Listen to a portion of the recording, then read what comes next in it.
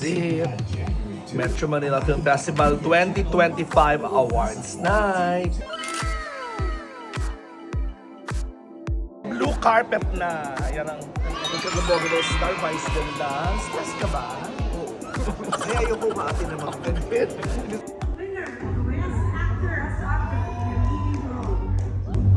Call me mother.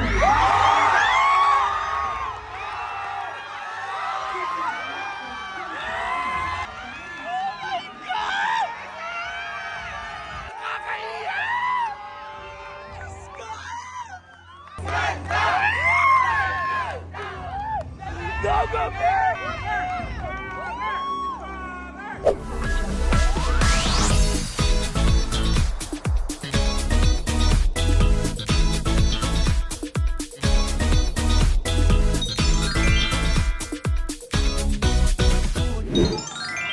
Zip Metro Manila Film Festival 2025 Awards Night. Good luck sa Call Me Mother. Of course, na ang Kabokol Vice Ganda, kay President Nadine.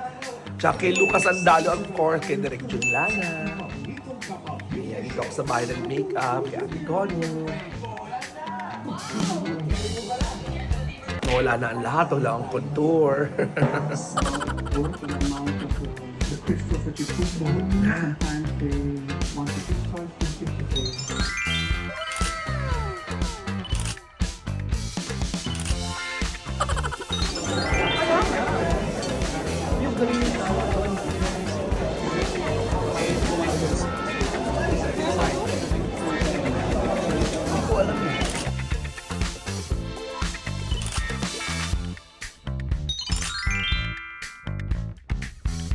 Ito na po kami. Pa-blue carpet na. Yan ang Kagabogos Star Vice Ganda. Stress ka ba? Oo. Kaya ayoko umaatin ng mga ganit. Nai-stress ako ng mga tao. Diyos ko si MJ, nag-report pa kanina sa TV Patron. Ito yung mga maglalaban-laban. MJ, nakakaloka. Pero well, good luck to us and to all the nominees. Saan mag-picture? Doon may hashtag MMMF. Ayun, si Lucas. Hi, Lucas. Good luck sa baby, ah.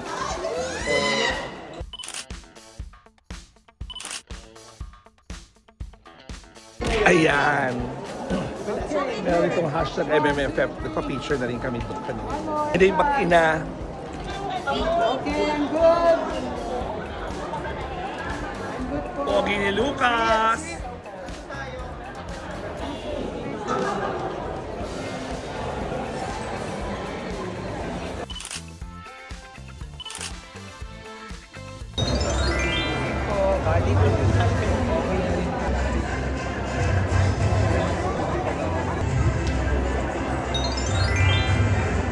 Dito na ako sa backstage kasi second award yung i-represent namin ang anak ko si Sasa, ang Gender Sensibility Award. Correct, mama. Ang mga award, yung una, ang best vote naman ay ang cast ng Love You So Bad, ang aking mga anak na napakauhusay.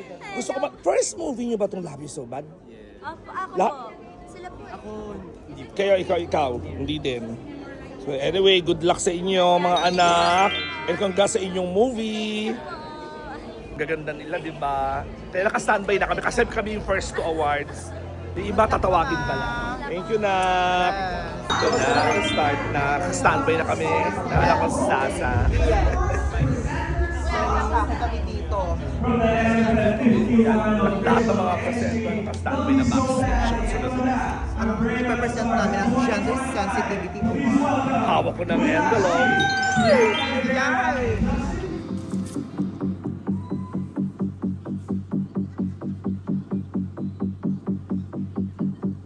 Call me mother! A-Resident Films, Idea First Company, and Viva Communications. Presenting the trophy for the Gender Sensitivity Award is Mr. James Bartolome.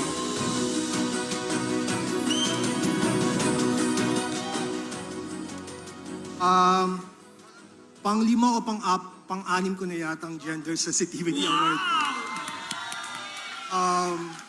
Pero aminin natin, minsan ang tingin dito, Consuelo de Bobo, na kapag meron kang karakter na bakla, makukuha mo to. but I take this award seriously. And I hope that one day we don't have to give out this award kasi yung pagiging gender sensitivity is actually the bare minimum para sa lahat ng mga nagkakwento sa pelikula. Maraming salamat. Ito na. Nakaupo na ako sa table, sa section per movie. Dito Call Me Mother. Katabi namin itong Reconnect. Doon ay, ano ba to? I'm Perfect. Kung may puso ang pelikula, ang editing ang tipok nito. Kung saan ang timing, pacing at emosyon ay mahusay pinagsama-sama para makabuo ng makapangyarihang pelikula. So yan, Paris.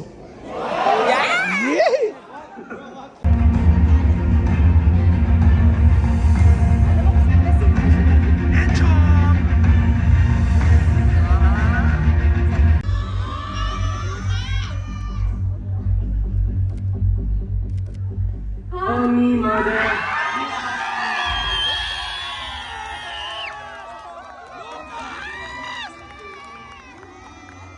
Congrats, Lucas! Yes!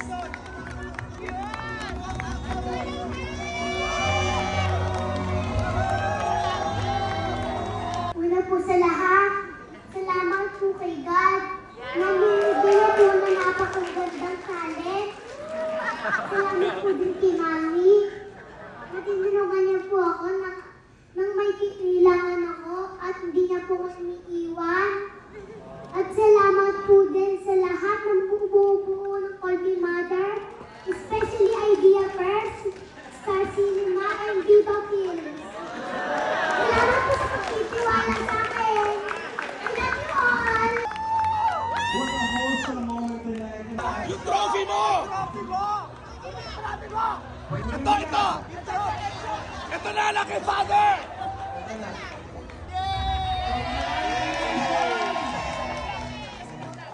Host ka na?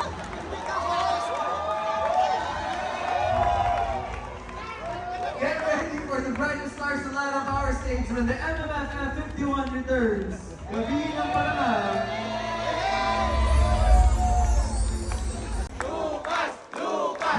Congrats, Lucas! Stories, mga kwentong minsang nagningning sa inilakang tabi ngayon pinagpulong ang mas mapapalapit pa sa ating Of course, here are the nominees for Best Actress in a Supporting Role. Our boys. Presenting the trophy is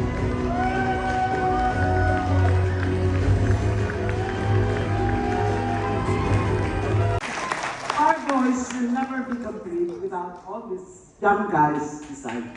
Yes! So I share it with them. Lord, thank you so much for all the help you've given us. I thank you all. God bless.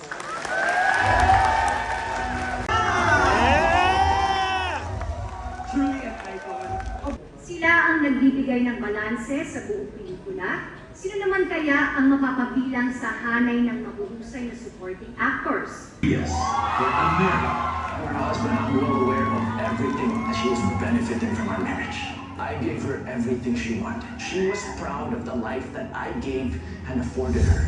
Wow, to just even be nominated and be part of that list with all of these amazing actors. Thank you so much. Thank you to the whole MMFF and to the jurors for this prestige. And of course, to our producer, the Attorney Joji, thank you so much for always gambling on me from the beginning. And the award for Best Screenplay goes to...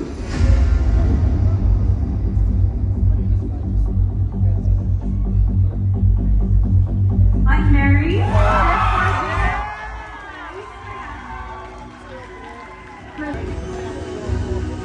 Go, bro! Ganda ng trophy. Yes! Salamat po. Dalawa po kami sumulat ng script ng Mary, si Therese Cayanba po. At meron po siyang message, verbatim. Family ko po pasalamatan for being supportive at kayong lahat for giving me a chance to work on this. Smiley, heart, heart, heart. And finally, my discoverer, Direk Jeffrey Jutorian, maraming salamat. Siya po talaga ang unang-unang tao nagbigay sa akin ng chance para makapagsulat sa pelikula. Maraming pong salamat, supportahan po natin ang Anne-Mary. Kung napanood niyo po, malalaman po natin kung gaano po kahirap ang pinagdaanan ng mga karakter doon. Ipasa na po natin ang divorce law. Maraming po salamat. Hanggat ang pelikula ay pelikula. Dahil buong buhay ay nagbigay siya ng nagbigay. Sa sine at sa sine. Lalo na sa MMF. Kaya ngayong gabi ay nagpupugay tayo sa ating nag-iisang superstar. Iba't ibang mukha, samot-saring karakter, at patong-patong ng mga And the award for the best actress in the leading role goes to Anne Perfect Kristen Hall! Dahan-dahan! Gusto ko makatakot.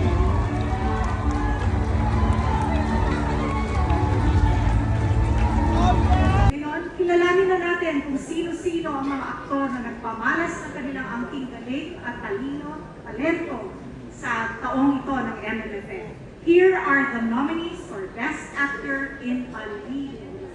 Will Ashley, Novi Soban, Carlo Aquino, Margo White, Earl Amata, Anne Perfect, Nono Pascual, Manila Suarez, my favorite, Sanjo Marudo, and of course, the Vice Ganda. The winner of Best Actor as Actor in a Leading Role. Call me Mother.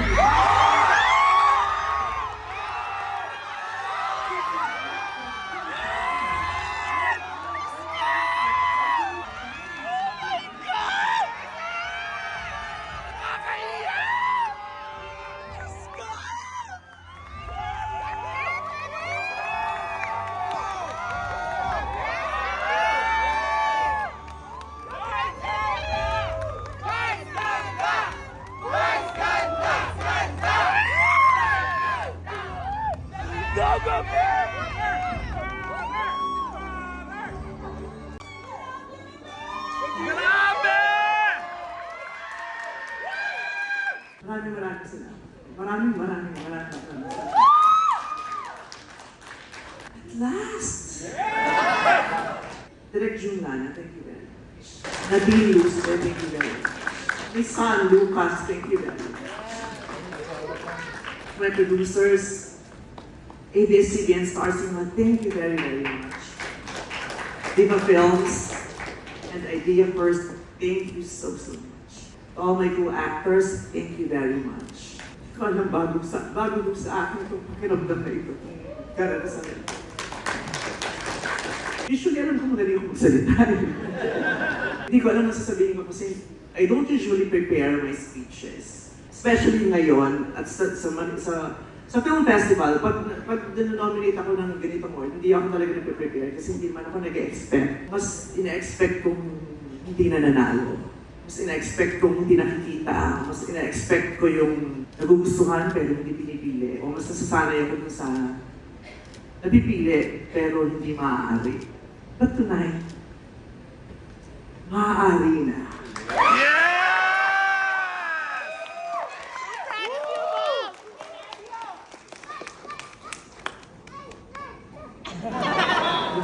Nung sinasabi yung mga pangalan ng jurors, sabi ni Direk, bakit? Nabahan ako, bakit? Puro lalaki yung jurors. Tapos may pare. Pero salamat po, nakita niyo po ako. Yeah! Salamat po, kinilala niyo po ako. Maraming salamat po. It's really 2025. Yes! And it is really possible. And it is real. Queer people can be best actors. queer person in gown can be a best actor. It's about damn time. Maraming salamat sa mga producers ko at sa writers ko at sa Metro Manila Film Festival for allowing us to tell a wonderful story. Maraming salamat sa aking director na hinayaan mo akong isabuhay ang isang karakter na realidad ng napakaraming individual, lalong-lalo na bahagi ng LGBTQIA+ community. Binigyan niyo po ako ng pagkakataon sa pelikulang ito na kwento at isiwalat ang isa sa pinakamabibigat naming takot. Hindi yung takot na maaaring wala kaming kakayahan, kundi yung takot namin na baka hindi kami payagan. Sa istorya na ito na ginampanan ko sa Call Me Mother, ginampanan ko po yung isang tao na may sapat na kakayahan, may sapat na laki ng puso at kalusugan para magmahal, pero takot na baka hindi payagan. Maraming salamat din sa pagkakataong ito. Sa pelikulang yun, nasambit ko yung linyang, kami mga bakla, maaaring hindi kami magdalang tao, magbuntis at mga anak. Pero nanay kami. Nanay kami na mga sarili at mga pinipili naming pamilya. Nanay kami, magulang kami, at tahanan kami. I also want to share this award sa lahat ng mga magulang, sa lahat ng mga piniling maging magulang. Sa nanay ko, maraming salamat sa nanay ko na minsang lumisan para panindigan ng pangako niya na bubuhay ng mga anak niya. Sa nanay kong umalis para magsakripisyo, para malungkot, para mag-isa, para may kainin kami at huminga. Sa kapatid ko kay Tabug na araw-araw pinipilit ng subukang magpakaina. At sa isa ko pang kapatid, ang ate Tina ko na naging nanay ko nung umalis ang nanay ko. Sa kapatid kong si Babot na naging nanay ko rin at pinalaki ako sa takot sa pamamagitan ng tingin niya. Kaya pinipilit kong magaling para hindi ako mapagalitan niya. Sa mga nanay ko sa industriya, kay Tita Cory, kay Wendy Ramas na nanay ko. Maraming salamat. Inaali ko itong award na ito kay Ryan Bang, nakauna-unahan kong anak. At lahat higit pinasasalamatan ko, inaali ko itong parang ano to. To my baby, my partner, my husband, my soulmate, my best friend, Ayon, this is also for you.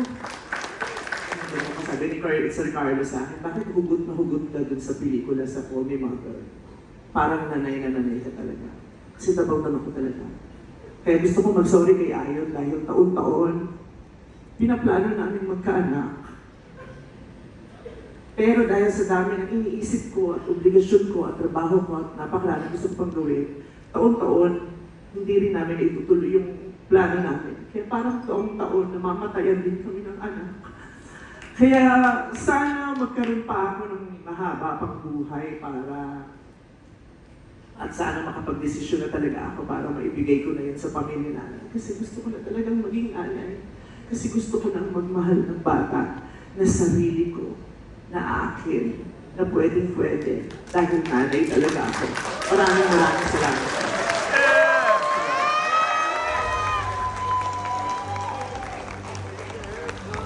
Grabe! Sanjo Marudo and Angelica Panganiban. Tonight, it's our honor to present to you this year's third Best Picture. It's a tie, Manila's finest and Tony Market. Wow! To present the trophy for third Best Picture.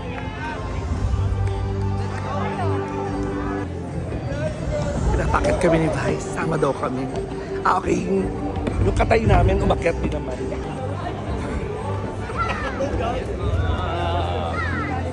Grabe. The MMFF 51 Best Picture is Unmarried by Quantum Films. po sa pagbigay sa amin ng second best picture. At hindi ko nasabi, ako naganda ako ng speech hindi ko nasabi.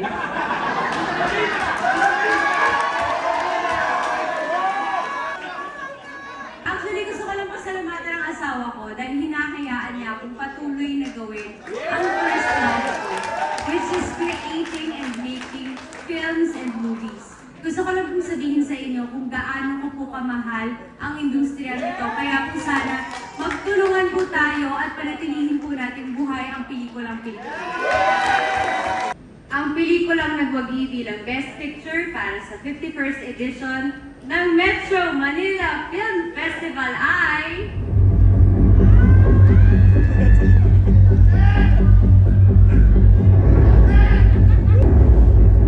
And the winner is... I'm Perfect!